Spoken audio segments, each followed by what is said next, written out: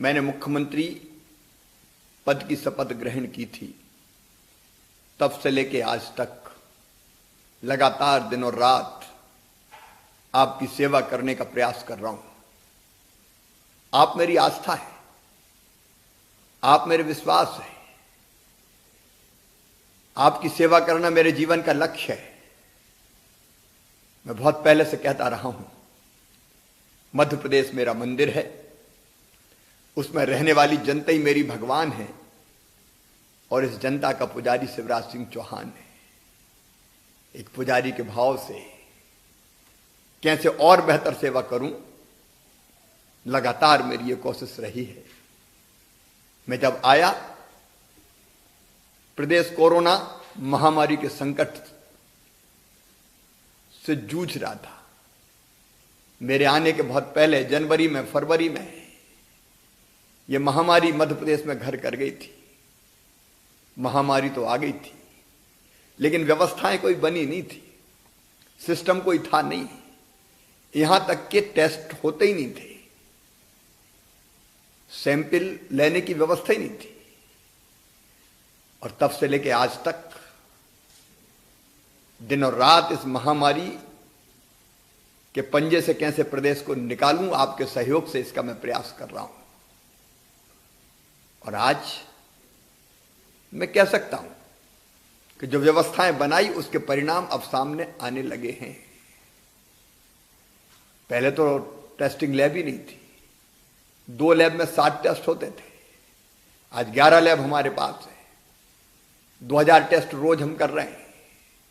और जरूरत पड़ी तो मध्य प्रदेश से सैंपल लेके दूसरे प्रदेशों की लैब में भी हमने भेजे हैं। हमने मूल बीमारी के स्रोत को पहचानने के प्रयास किए। जो व्यवस्थाएं थी वो खड़ी करने की हमने कोशिश की। पीपी किट्स हो, मास्क हो, दवाइयां हो, अस्पतालों की व्यवस्था हो, डेडिकेटेड कोविड अस्पताल हो,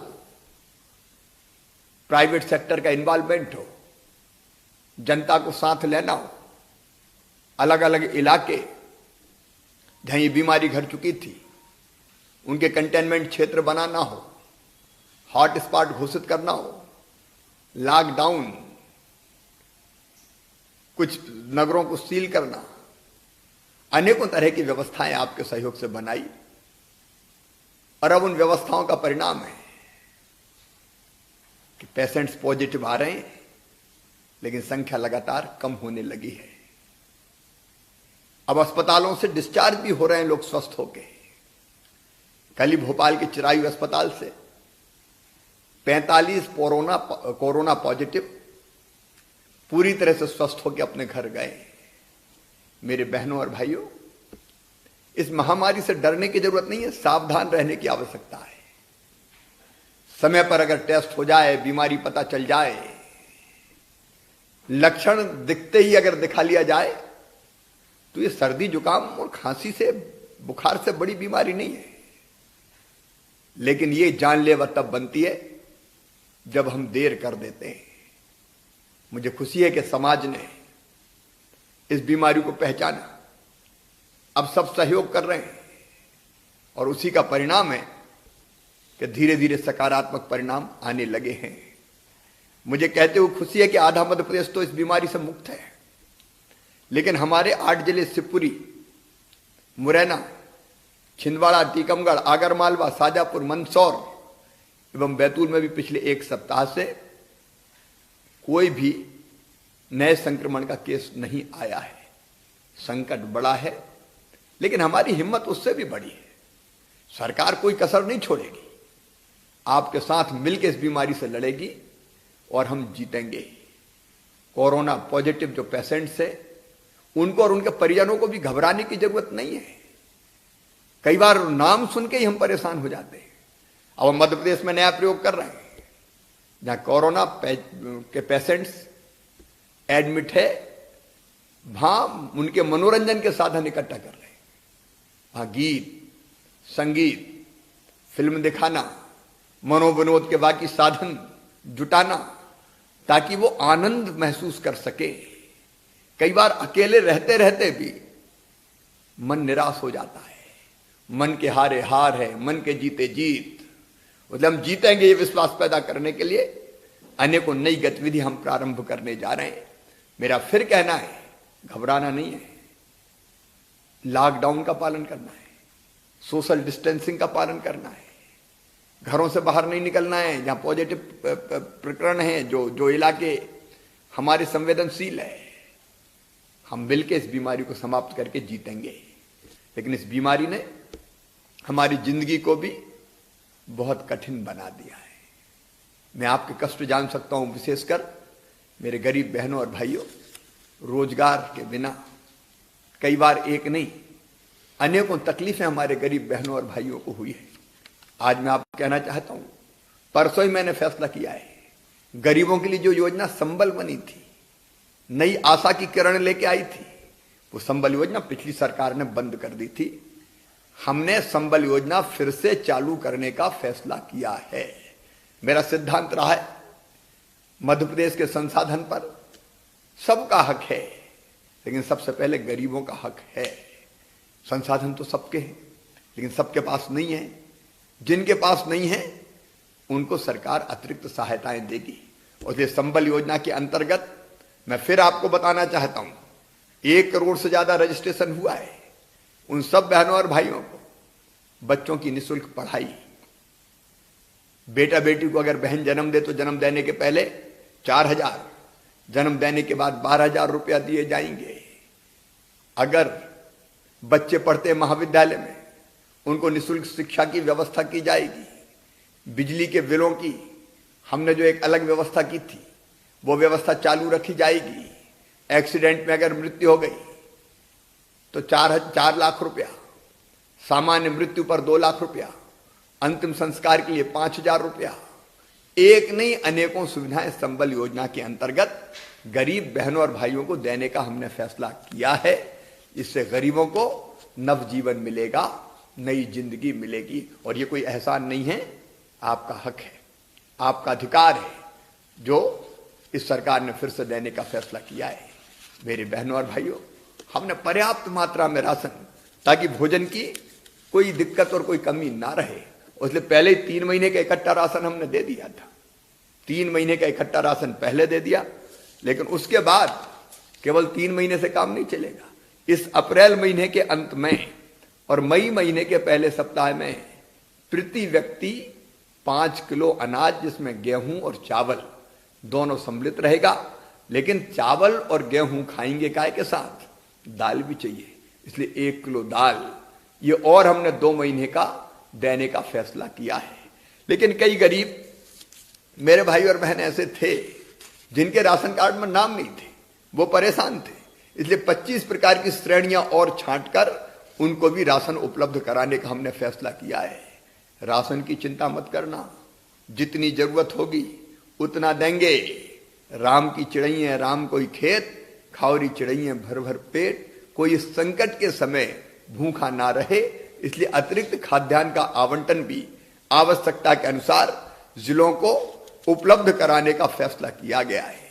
मेरे बहनों और भाइयों, मेरे सभी वो भाई और बहन जो दिव्यांग हैं, जो बुजुर्ग हैं, सामाजिक सुरक्षा पेंशन के अंतर्गत आते हैं, उनको सामाजिक सुरक्षा पेंशन, विधवा पेंशन, वृद्धावस्था पेंशन, निराश्रित पेंशन के रूप में 46 लाख हितग्राहियों के खाते में 2 माह के पेंशन की राशि 562 करोड़ रुपया हमने खाते में डाल दी है। ये पैसा निकाल के आप अपने जीवन की गाड़ी को आगे बढ़ा सकते हैं। हमारे वो मजदूर भाई बहन जो कंस्ट्रक्शन वर्कर से निर्माण मजदूर जिनका पंजीकरण हुआ है 8,25,000 से ज्यादा है, वो ऐसे सभी 8,25,000 निर्माण श्रमिकों के खाते में हमने 1,000 रुपए की सहायता राशि उनके खाते में डाल दी है। वो खत्म हो जाएगी तो 1,000 रुपए की राशि फिर उनके खाते में डालने का काम कर दिया जाएगा। मध्य प्रदेश में लॉकडाउन के कारण अन्य राज्यों के फंसे मजदूरों को भी 1,000 रुपए हमने देने का फैसला किया है। और मुख्यमंत्री प्रवासी मजदूर सहायता योजना के अंतर्गत मेरे जो मजदूर भाई बहन मध्य प्रदेश के बाहर अलग अलग प्रदेशों में फंसे हैं, वो कितने कष्ट सहन कर रहे हैं, इसका मैं अंदाज लगा सकता हूं। इसलिए हमने तय किया है उन सबके खाते में 1,000 रुपया प्रति मजदूर डाला जाएगा। ऐसे मजदूर भाई और बहन के हमें फोन नंबर चाहिए, अकाउंट नंबर चाहिए। अकाउंट नंबर मिलने के बाद जैसे वेरीफाई होता है कि वो वास्तव में दूसरे प्रदेश में है, 1,000 रुपया उनके खाते में डाल दिया जाएगा। अभी तक हमने ऐसे मजदूरों के 5,939 मजदूरों के खाते में पैसे डाल दिए हैं। सूची आती जाएगी, पैसे हम खातों में डालते जाएंगे। मध्य प्रदेश में जो हमारी अत्यंत पिछड़ी जातियां हैं, बैगा, भारिया, सहरिया, इन जनजाति के मेरी बहनों के खाते में हमने 2 महीने का 2,000 रुपया डालने का काम किया है। उनके खातों में भी ये राशि पहुंच चुकी है। हर एक ग्राम पंचायत में अगर भोजन की कोई दिक्कत आती है तो उस दिक्कत को दूर करने के लिए निराश्रित भाई बहनों के लिए, असहाय भाई बहनों के लिए भोजन और आश्रय की व्यवस्था के लिए 70 करोड़ रुपए से ज्यादा की राशि हमने जारी कर दी है। मेरे गरीब बहनों और भाइयों, अभी तेंदुपत्ता टूटने वाला है, महुए का फूल बीनना आपने शुरू कर दिया है। वनोपज कई लोगों को रोजगार देती है, आमदनी बढ़ाती है, और इसलिए हमने तय किया है अभी 25 तारीख से महुए के फूल सहित महुए की गुल्ली, करंज का बीज, साल का बीज, अचार की गुठली, ये सब खरीदने का फैसला किया है। और गरीब बहनों और भाइयों, ये औने पौने दाम पर ना बिके, इसलिए हमने मिनिमम सपोर्ट प्राइस, न्यूनतम समर्थन मूल्य इनका तय कर दिया है। अचार की गुठली हम 130 रुपया प्रति किलो खरीदेंगे। इससे ज्यादा में बिके तो व्यापारी खरीदे, इससे ज्यादा दे तो व्यापारी खरीदे, लेकिन इससे कम में हम नहीं बिकने देंगे। वनोपज संघ के माध्यम से सरकार खरीद लेगी। पलास लाख 150 रुपया प्रति किलो, कुसुम लाख 230 रुपया प्रति किलो, हर्रा 20 रुपया प्रति किलो, बहेड़ा 25 रुपया प्रति किलो, हमारे महुए का फूल 35 रुपया प्रति किलो, महुए की गुल्ली 35 रुपया प्रति किलो, अलग अलग दरें हमने तय करके इनको खरीदने का फैसला किया। तो औने पौने दाम पर मत बेचना, इंतजार करना, 25 तारीख से हम खरीदने वाले हैं। आप जितना बीन के लाओगे सरकार खरीदेगी। जो तेंदुपत्ता है उसकी तुड़ाई भी शुरू होने वाली है। 2500 रुपया प्रति मानक बोरा की दर से उसकी मजदूरी देने का भी हम काम करेंगे। मेरे प्रिय बहनों और भाइयों, मैं आप सबको आश्वस्त करना चाहता हूं, रोजगार की कोई समस्या नहीं रहने देंगे। मई महीने के प्रथम सप्ताह तक हम ग्रामीण क्षेत्रों में कम से कम 10 लाख रोजगार के अवसर रोज सृजित कर देंगे, ताकि आपको रोजी रोटी की दिक्कत ना हो। लेकिन याद रखिए, उन्हीं जिलों में जहां संक्रमण नहीं है, जहां संक्रमण ज्यादा है, वहां क्राइसिस मैनेजमेंट ग्रुप से बात करके कौन सी गतिविधि शुरू करनी चाहिए, कौन सी नहीं करनी चाहिए, ये हम तय करेंगे। मेरे किसान बहनों और भाइयों, मैं आपसे भी निवेदन करना चाहता हूं, हमारी सरकार गरीबों की, हमारी सरकार किसानों की सरकार है। और इसलिए हमने आते ही तय किया, मुख्यमंत्री बनते ही किसान क्रेडिट कार्ड के भुगतान की अंतिम तिथि 31 मई हमने कर दी, क्योंकि इस संकट में किसान पैसा कहां से लाता। पिछली सरकार ने आपके फसल बीमा योजना की राशि दबा ली थी, 2200 करोड़ रुपए प्रीमियम नहीं दिया, इसलिए फसल बीमा योजना की राशि नहीं मिली। मैंने आते ही जब यह देखा कि किसानों के साथ छल है, धोखा है, तत्काल फैसला किया और 2200 करोड़ रुपया फसल बीमा योजना के प्रीमियम की राशि मैंने तत्काल जमा कर दी।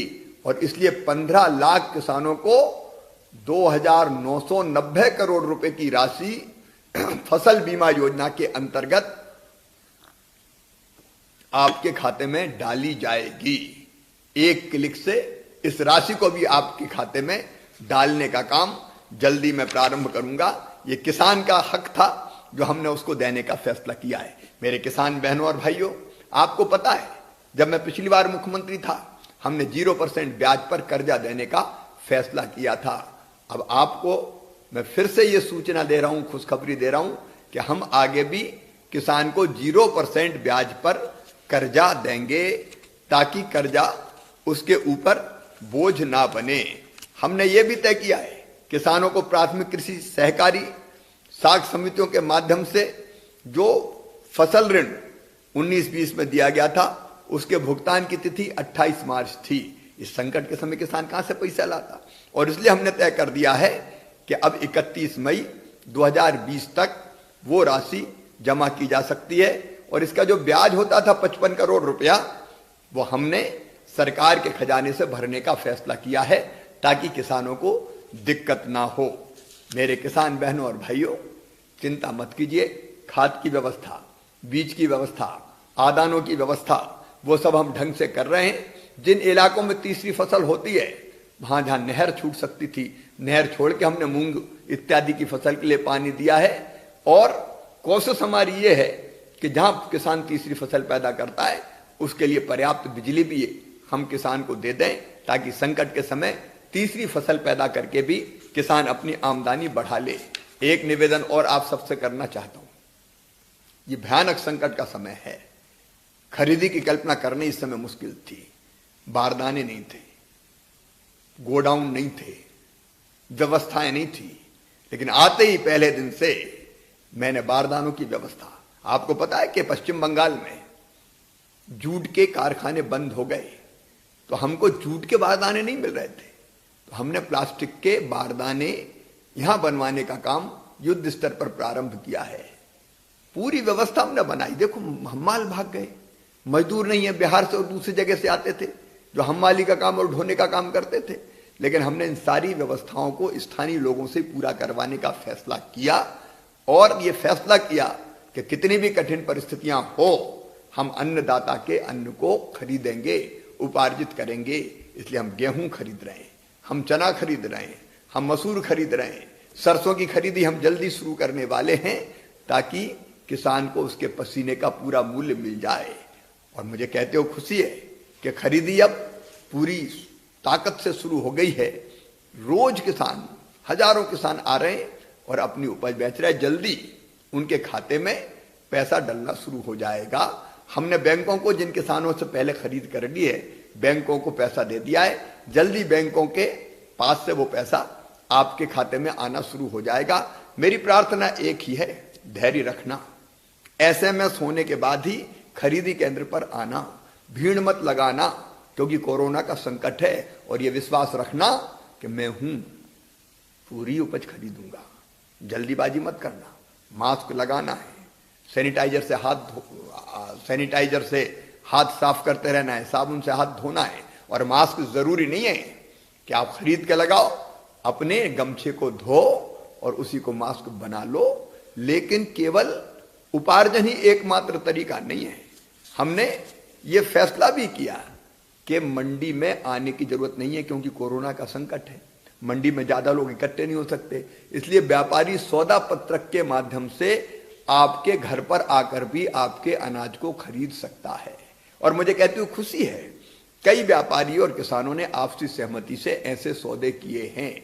मुझे एक शिकायत आज मिली, और वो शिकायत ये थी कि हम्माली का पैसा कुछ जगह किसानों से वसूला जा रहा है। मैंने आज साफ निर्देश दिए कि व्यापारी और किसान जिस भाव पर सौदा करेंगे, वो पूरा पैसा व्यापारी को, किसान को देना पड़ेगा। उसमें से हम्माली वो नहीं काटेगा। ये मैंने निर्देशित किया है। मेरे किसान बहनों और भाइयों, आप चाहें तो अलग प्राइवेट मंडियों में भी अगर कोई मंडी बना के, दुकान बना के प्राइवेट खरीद करना चाहता है, तो प्राइवेट खरीद केंद्रों से पर भी आप अपने अनाज को ठीक मूल्य मिलने पर बेच सकते हो। समर्थन मूल्य पे हम खरीद ही रहे हैं, तो वो सुरक्षा कवच हमारे पास है ही, उसकी चिंता करने की जरूरत नहीं है। हमने खरीद केंद्र पर्याप्त मात्रा में बढ़ाए, 4700 से ज्यादा खरीद केंद्र है। और इसलिए उपज की चिंता आप मत करना, मैं किसानों की चिंता करूंगा। किसान बहनों और भाइयों, संकट का समय है, धैर्य का परिचय देना, मिलके हम सब इस संकट से निकलेंगे। मेरे प्यारे बच्चों, मैं तुमसे बहुत लाड करता हूं, बहुत प्यार करता हूं। मेरे कई बच्चे बाहर फंसे, कोटा में भी फंसे हुए थे। आज ही, कल और आज में 2700 से ज्यादा ऐसे बच्चे बस भेजकर वापस बुला लिए गए हैं। अब वो अपने घरों पर जा रहे हैं। हमारे ऐसे बच्चे, देखो, इस संकट में सावधानी रखने की जरूरत है, और सावधानी रखते हुए हमने उनको घर पहुंचाया है। पुट्टपर्ती में भी जो लोग फंसे थे, उनको भी वापस लाने की व्यवस्था कर रहे हैं। मजदूर जो जहां हैं, उनकी बेहतर व्यवस्था करने का हम प्रयास कर रहे हैं। लेकिन बच्चों की पढ़ाई इस समय बाधित ना हो, क्योंकि स्कूल कॉलेज तो खुल नहीं सकते, इसलिए हमने ऑनलाइन पढ़ाई की भी व्यवस्था करने का फैसला किया है। और इसलिए इस दौरान ऑनलाइन महाविद्यालय और विद्यालयों में अध्ययन और अध्यापन का कार्य किया जा रहा है, ताकि यथासंभव हम पढ़ाई में कोई कमी ना रहने दें। मेरे बच्चों के चूंकि स्कूल बंद है, इसलिए पहली से लेकर 8वीं तक के 87 लाख से ज्यादा बच्चों को मध्याह्न भोजन योजना का लाभ मिल जाए, इसलिए उनके खाते में हमने 165 करोड़ रुपए की राशि जमा कराई है। 2 लाख रसोइयों को भी 2-2 हजार रुपया मिलेगा, तो रसोइयों को भी काम मिल जाएगा और बच्चों को खाद्यान्न की व्यवस्था हो जाएगी, मध्याह्न भोजन की व्यवस्था हो जाएगी। मेरे भांजे भांजियों, छात्रवृत्ति स्कॉलरशिप दी नहीं गई थी। जब मुझे ये पता चला तो तत्काल मैंने 430 करोड़ रुपए की राशि मिशन 1 क्लिक के माध्यम से छात्र छात्राओं के खाते में डाल दी है। ये उनका अधिकार था, ये उनको देनी चाहिए था, इसलिए हमने किया। 1 से 8 तक की कक्षा, 1 से 8 तक के बच्चों को जनरल प्रमोशन हमने देने का फैसला किया है। मेरे बच्चों, मेहनत से घर पर ही पढ़ना। ये संकट आया है, मम्मी पापा तुम्हारे साथ है, लेकिन मामा भी तुम्हारे साथ है। तुम्हारा भविष्य बेहतर बने कई योजनाएं मेरी बंद कर दी गई थी, जिसमें मेधावी विद्यार्थी प्रोत्साहन योजना जैसी योजना का भी लाभ बहुत कम दिया था। मैं उन सब की समीक्षा कर रहा हूं और जल्दी ही उन योजनाओं को मैं फिर से प्रारंभ करूंगा। अपने बच्चों को कोई दिक्कत नहीं आने दूंगा। हमने ये भी तय किया है कि बच्चों को जो यूनिफॉर्म हम देते हैं स्कूल में, अब पैसा खाते में नहीं डालेंगे, बल्कि अपनी बहनों से, क्योंकि उनको भी तो रोजगार चाहिए। हमारी सेल्फ हेल्प ग्रुप की बहनें उन यूनिफॉर्म को बनाने का काम करेगी। इससे बच्चों को यूनिफॉर्म मिलेगी और बहनों को रोजगार मिलेगा। मेरी प्रिय बहनों, संकट के समय आप एक काम बहुत अच्छे ढंग से कर सकती है। अभी ग्रामीण क्षेत्रों में हमारी कई बहनें कर रही है। हमारी हजारों बहनों ने 59 लाख से ज्यादा फेस मास्क बनाए हैं और पूरे प्रदेश के नागरिकों द्वारा वो उपयोग किए जा रहे हैं।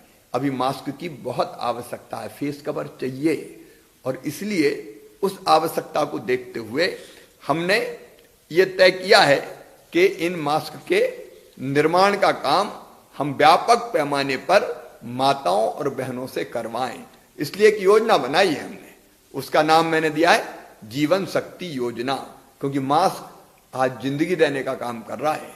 और इसलिए मेरी प्रिय बहनों, अगर आप इच्छुक हैं कि घर बैठे मास्क बनाए, आपको कहीं नहीं जाना, तो ऑनलाइन आप पंजीयन करवाएंगे, मोबाइल के माध्यम से पंजीयन हो जाएगा। विस्तृत जानकारी मैं आपके पास भेज रहा हूं और आप मास्क बनाएंगे। आपने जो मास्क बनाए उनकी 11 रुपया प्रति मास्क की दर से राशि 1 दिन के अंदर आपके खाते में भेज दी जाएगी और आपके बनाए हुए मास्क राशन की दुकान और अन्य दुकानों पर उपलब्ध रहेंगे। प्रदेश की जनता को मास्क मिल जाएंगे और मेरी बहनों को मास्क बनाने से रोजगार मिल जाएगा।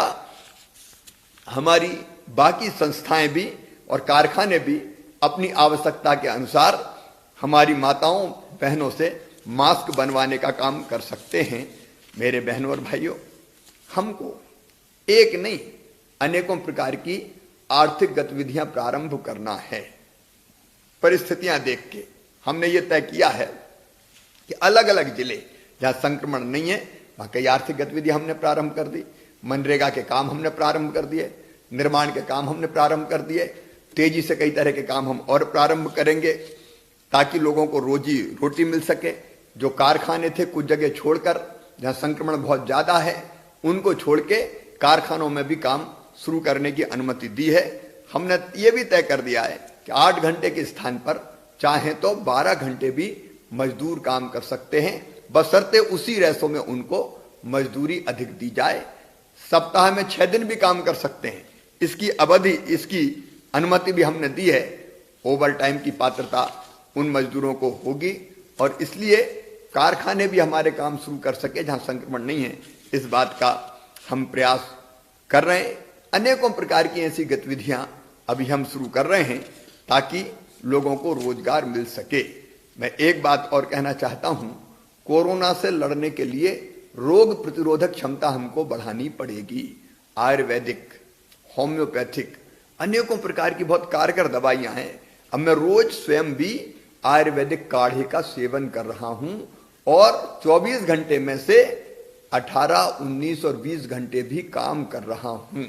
मैं आपसे भी निवेदन करता हूं कि ये आयुर्वेदिक काढ़ा या इस तरह की दवाइयां जिसको भारत सरकार के आयुष विभाग ने रिकमेंड किया है, उनका सेवन जरूर करें। अभी हमने ऐसी आयुर्वेदिक होम्योपैथिक दवाइयां 1 करोड़ 20 लाख से भी अधिक व्यक्तियों को आयुष विभाग के माध्यम से वितरित की है। लेकिन अब मैं एक नई योजना बना रहा हूं, जीवन अमृत योजना। इस योजना के अंतर्गत हमने तय किया है कि ये आयुर्वेदिक काढ़ा जो हम पी रहे हैं, जिसको आयुष विभाग ने रिकमेंड किया है, ग्राम पंचायतों और नगरीय निकायों के माध्यम से घर घर बांटा जाएगा। अगले 3 महीने में 1 करोड़ से अधिक परिवारों को ये काढ़ा पैकेट्स वितरित करने का लक्ष्य हमने दिया है। रोग हो जाए उससे बेहतर है हम प्रतिरोधक क्षमता बढ़ा लें ताकि रोगी ना बने हम। और इसमें आयुर्वेद भी रामबाण है, उसका उपयोग हमको जरूर करना चाहिए।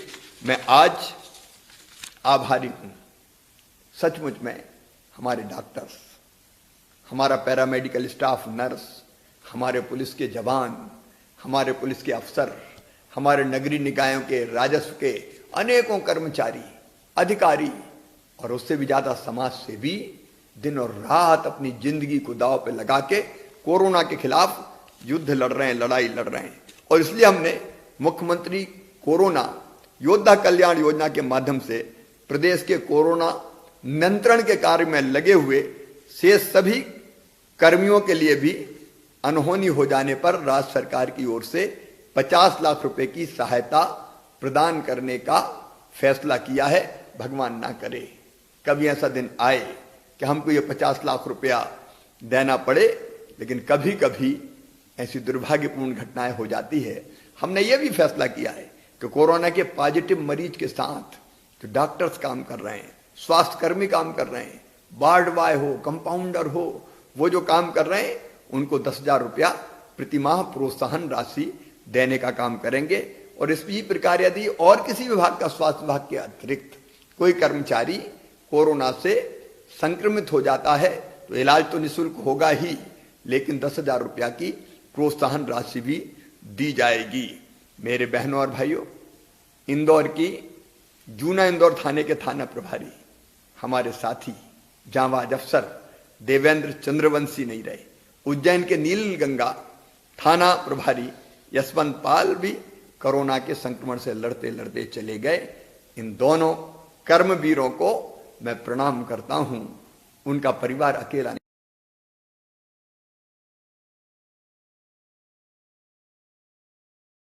सरकारी नौकरी देने का फैसला किया, 50 लाख रुपए की सम्मान निधि देने का फैसला किया, एक्स्ट्रा ऑर्डिनरी पेंशन मतलब उनके सर्विस काल तक पूरी वेतन उन परिवारों को देंगे और उनको कर्मवीर पदक से सम्मानित किया जाएगा।